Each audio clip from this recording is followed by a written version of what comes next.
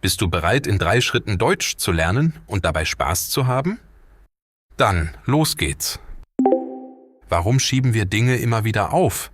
Und wie kommen wir da raus? Jeder kennt es. Eine wichtige Aufgabe steht an. Vielleicht eine Präsentation, eine Hausarbeit oder einfach nur das Aufräumen der Wohnung. Der Plan ist klar. Doch plötzlich wird alles andere wichtiger. Der Schreibtisch muss sortiert werden, die E-Mails überprüft. Ein Video erscheint plötzlich unglaublich interessant. Irgendwann ist der Tag vorbei, die Aufgabe unerledigt und das schlechte Gewissen setzt ein. Aber warum passiert das immer wieder? Warum tun wir es, obwohl wir wissen, dass es uns schadet? Ist es Faulheit? Angst? Oder steckt etwas Tieferes dahinter? Die Wissenschaft hinter der Prokrastination. Prokrastination ist kein Zeichen von Faulheit. Es ist eine unbewusste Entscheidung des Gehirns. Jedes Mal, wenn eine schwierige oder unangenehme Aufgabe ansteht, gerät das limbische System in Alarmbereitschaft. Es bevorzugt sofortige Belohnungen.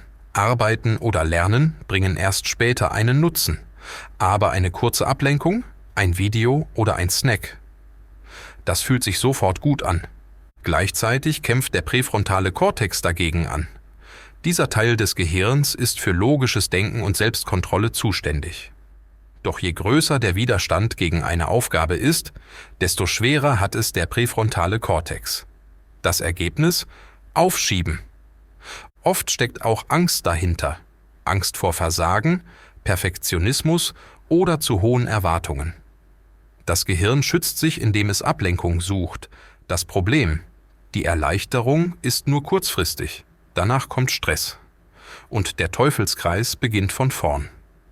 Studien zeigen, dass Menschen mit hohen kreativen Fähigkeiten oder einem starken Bedürfnis nach Selbstbestimmung häufiger prokrastinieren. Ihr Gehirn reagiert stärker auf spontane Ideen und kurzfristige Belohnungen als auf langfristige Planung. Der Alltag eines ewigen Aufschiebers. Morgen ist eine wichtige Deadline, doch statt zu arbeiten gibt es 1000 andere Dinge zu tun. Der Schreibtisch ist plötzlich viel zu unordentlich. Vielleicht hilft ein bisschen Musik zur Konzentration, aber dann kommt eine neue Nachricht. Nur ganz kurz checken, doch aus 5 Minuten werden 20. Vielleicht noch ein Kaffee. Plötzlich ist es Abend. Der Druck steigt. Jetzt muss es wirklich passieren. Aber jetzt ist die Energie weg. Vielleicht morgen früh? Ja, morgen früh, mit frischem Kopf. Das schlechte Gewissen bleibt, aber der Tag ist vorbei. Der nächste Morgen, die gleiche Geschichte. Diese Gewohnheit verstärkt sich mit der Zeit. Das Gehirn lernt, dass kurzfristige Ablenkungen angenehmer sind als der unangenehme Anfang einer Aufgabe. So wird das Aufschieben selbst zu einer tief verankerten Routine. Warum schlechte Gewohnheiten so hartnäckig sind. Das Problem mit Prokrastination ist, dass sie sich selbst verstärkt. Jedes Mal, wenn eine Aufgabe verschoben wird, gewöhnt sich das Gehirn an die kurzfristige Erleichterung. Der Dopaminkick durch Ablenkung wird zur Belohnung. Und unser Gehirn liebt Belohnungen. Außerdem fühlt sich der Anfang einer Aufgabe oft überwältigend an. Der Berg scheint zu hoch, und wenn die Erwartung perfekter Leistung dazukommt, wird es noch schwieriger. Lieber gar nicht anfangen als schlecht abliefern, das ist die Logik des Gehirns. Aber wie kann man diesen Kreislauf durchbrechen? Die Lösung liegt nicht in mehr Disziplin oder Willenskraft, sondern in besseren Strategien. Unser modernes Leben ist voller Ablenkungen. Soziale Medien, Instant Messaging und unzählige digitale Benachrichtigungen bieten ständige Möglichkeiten, sich vor unangenehmen Aufgaben zu drücken. Und unser Gehirn nimmt diese Gelegenheiten nur allzu gerne wahr. 3 Wege aus der Prokrastination. Die 2-Minuten-Regel. Oft ist der schwerste Schritt der erste. Das Gehirn denkt in großen Aufgaben. Ich muss ein ganzes Projekt schreiben, statt ich fange mit einem Satz an. Die Lösung: alles auf die kleinste mögliche Handlung herunterbrechen. Eine Aufgabe beginnen, die nur 2 Minuten dauert. Ein Dokument öffnen. Einen Satz schreiben. Sobald der Anfang gemacht ist, fällt der Rest leichter. Denn Bewegung erzeugt Motivation, nicht andersherum. Die 5-Minuten-Methode. Das größte Hindernis ist oft die mentale Barriere. Der Trick: sich selbst versprechen, nur 5 Minuten an der Aufgabe zu arbeiten. Danach ist Schluss, wenn man möchte. Der Effekt: in den meisten Fällen geht es dann doch weiter. Denn sobald der Anfang gemacht ist, sinkt der Widerstand. Ein weiterer Vorteil dieser Methode ist, dass sie den Perfektionismus austrickst. Oft beginnen Menschen eine Aufgabe nicht, weil sie Angst haben, dass sie nicht gut genug wird. Doch wenn das Ziel nur 5 Minuten Arbeit ist, sinkt der Druck. Und oft bleibt man viel länger dabei als geplant. Das Belohnungssystem umprogrammieren. Wenn das Gehirn schnelle Belohnungen mag, warum dann nicht gezielt nutzen? Kleine Erfolge belohnen, statt nur das große Ziel im Blick zu haben. Nach jeder abgeschlossenen Aufgabe eine Pause machen, einen Kaffee trinken, etwas genießen. So wird der Prozess angenehmer und der Dopaminkick kommt nicht mehr nur von der Ablenkung, sondern von der erledigten Aufgabe. Eine weitere Technik ist das sogenannte Gamification-Prinzip. Das Erledigen von Aufgaben kann spielerisch gestaltet werden, indem man sich Punkte oder kleine Belohnungen gibt. Viele Apps nutzen dieses Prinzip bereits erfolgreich, um Menschen zu motivieren. Die Kontrolle zurückgewinnen. Prokrastination ist kein Zeichen von Schwäche. Es ist eine Schutzstrategie des Gehirns. Aber mit den richtigen Methoden kann man den Kreislauf durchbrechen. Der Schlüssel liegt im ersten kleinen Schritt, im Überlisten des eigenen Denkens und in der Erkenntnis, dass Motivation nicht der Anfang ist, sondern das Ergebnis des Handelns. Wer sich bewusst macht, dass Prokrastination eine antrainierte Reaktion ist, kann sie auch bewusst verändern. Mit kleinen, konsequenten Änderungen im Alltag kann jeder lernen, produktiver und zufriedener zu sein. Der Trick ist, das Gehirn nicht als Feind zu sehen, sondern als Partner, den man mit den richtigen Methoden trainieren kann. Das Gewissen. Mein Gewissen sagt mir, dass ich ehrlich sein sollte. Die Prokrastination. Prokrastination kann zu Stress führen. Die Faulheit. Faulheit ist oft ein Hindernis für Erfolg. Die Belohnung. Nach harter Arbeit verdient man eine Belohnung. Der Perfektionismus. Perfektionismus kann manchmal hinderlich sein. Die Ablenkung. Zu viele Ablenkungen reduzieren die Produktivität. Der Teufelskreis. Ein Teufelskreis aus Stress und Schlafmangel entsteht. Die Gewohnheit. Es ist schwer, eine schlechte Gewohnheit zu ändern.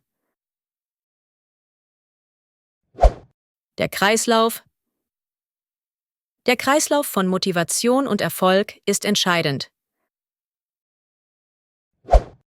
Die Schwäche. Jeder Mensch hat seine eigene Schwäche.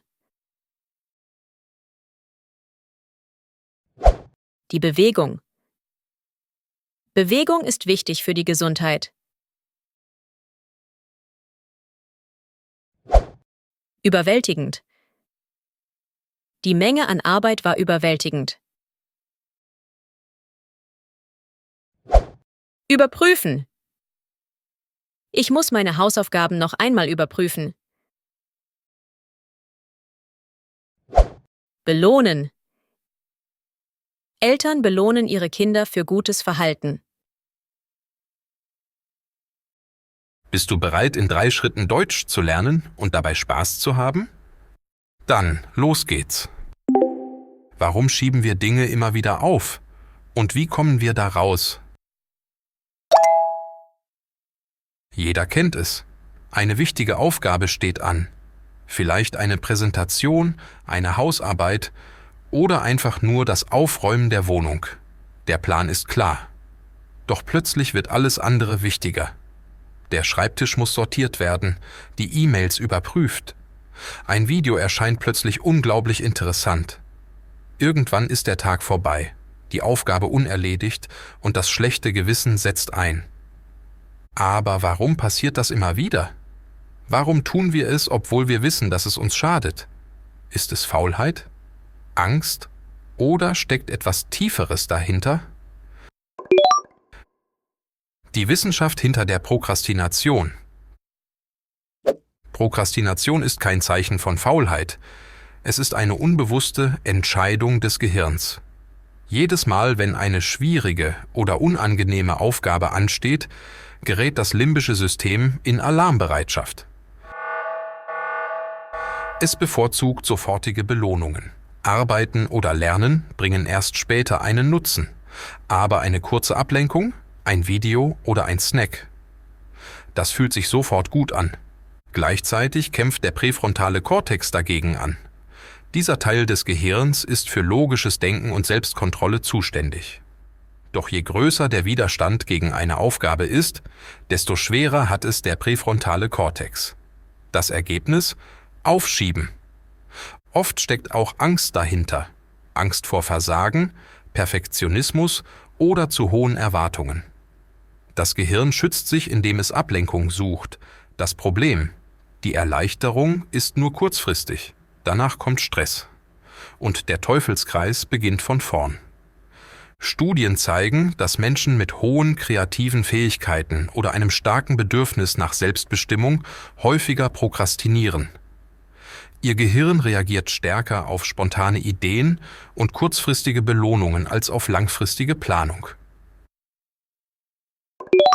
Der Alltag eines ewigen Aufschiebers. Morgen ist eine wichtige Deadline, doch statt zu arbeiten gibt es 1000 andere Dinge zu tun. Der Schreibtisch ist plötzlich viel zu unordentlich. Vielleicht hilft ein bisschen Musik zur Konzentration, aber dann kommt eine neue Nachricht. Nur ganz kurz checken, doch aus 5 Minuten werden 20. Vielleicht noch ein Kaffee. Plötzlich ist es Abend. Der Druck steigt. Jetzt muss es wirklich passieren, aber jetzt ist die Energie weg. Vielleicht morgen früh? Ja, morgen früh, mit frischem Kopf. Das schlechte Gewissen bleibt, aber der Tag ist vorbei. Der nächste Morgen, die gleiche Geschichte. Diese Gewohnheit verstärkt sich mit der Zeit. Das Gehirn lernt, dass kurzfristige Ablenkungen angenehmer sind als der unangenehme Anfang einer Aufgabe. So wird das Aufschieben selbst zu einer tief verankerten Routine. Warum schlechte Gewohnheiten so hartnäckig sind. Das Problem mit Prokrastination ist, dass sie sich selbst verstärkt. Jedes Mal, wenn eine Aufgabe verschoben wird, gewöhnt sich das Gehirn an die kurzfristige Erleichterung. Der Dopaminkick durch Ablenkung wird zur Belohnung. Und unser Gehirn liebt Belohnungen. Außerdem fühlt sich der Anfang einer Aufgabe oft überwältigend an. Der Berg scheint zu hoch, und wenn die Erwartung perfekter Leistung dazukommt, wird es noch schwieriger. Lieber gar nicht anfangen als schlecht abliefern, das ist die Logik des Gehirns. Aber wie kann man diesen Kreislauf durchbrechen? Die Lösung liegt nicht in mehr Disziplin oder Willenskraft, sondern in besseren Strategien. Unser modernes Leben ist voller Ablenkungen. Soziale Medien, Instant Messaging und unzählige digitale Benachrichtigungen bieten ständige Möglichkeiten, sich vor unangenehmen Aufgaben zu drücken. Und unser Gehirn nimmt diese Gelegenheiten nur allzu gerne wahr. 3 Wege aus der Prokrastination. Die 2-Minuten-Regel. Oft ist der schwerste Schritt der erste. Das Gehirn denkt in großen Aufgaben. Ich muss ein ganzes Projekt schreiben, statt ich fange mit einem Satz an. Die Lösung: alles auf die kleinste mögliche Handlung herunterbrechen. Eine Aufgabe beginnen, die nur 2 Minuten dauert. Ein Dokument öffnen. Einen Satz schreiben.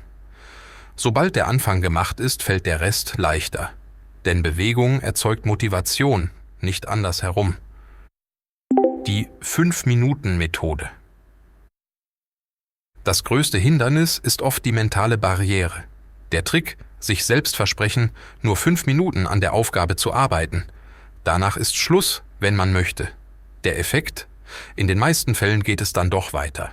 Denn sobald der Anfang gemacht ist, sinkt der Widerstand. Ein weiterer Vorteil dieser Methode ist, dass sie den Perfektionismus austrickst. Oft beginnen Menschen eine Aufgabe nicht, weil sie Angst haben, dass sie nicht gut genug wird. Doch wenn das Ziel nur 5 Minuten Arbeit ist, sinkt der Druck. Und oft bleibt man viel länger dabei als geplant. Das Belohnungssystem umprogrammieren. Wenn das Gehirn schnelle Belohnungen mag, warum dann nicht gezielt nutzen? Kleine Erfolge belohnen, statt nur das große Ziel im Blick zu haben. Nach jeder abgeschlossenen Aufgabe eine Pause machen, einen Kaffee trinken, etwas genießen. So wird der Prozess angenehmer und der Dopaminkick kommt nicht mehr nur von der Ablenkung, sondern von der erledigten Aufgabe. Eine weitere Technik ist das sogenannte Gamification-Prinzip. Das Erledigen von Aufgaben kann spielerisch gestaltet werden, indem man sich Punkte oder kleine Belohnungen gibt. Viele Apps nutzen dieses Prinzip bereits erfolgreich, um Menschen zu motivieren. Die Kontrolle zurückgewinnen. Prokrastination ist kein Zeichen von Schwäche, es ist eine Schutzstrategie des Gehirns. Aber mit den richtigen Methoden kann man den Kreislauf durchbrechen. Der Schlüssel liegt im ersten kleinen Schritt, im Überlisten des eigenen Denkens und in der Erkenntnis, dass Motivation nicht der Anfang ist, sondern das Ergebnis des Handelns. Wer sich bewusst macht, dass Prokrastination eine antrainierte Reaktion ist, kann sie auch bewusst verändern. Mit kleinen, konsequenten Änderungen im Alltag kann jeder lernen, produktiver und zufriedener zu sein. Der Trick ist, das Gehirn nicht als Feind zu sehen, sondern als Partner, den man mit den richtigen Methoden trainieren kann.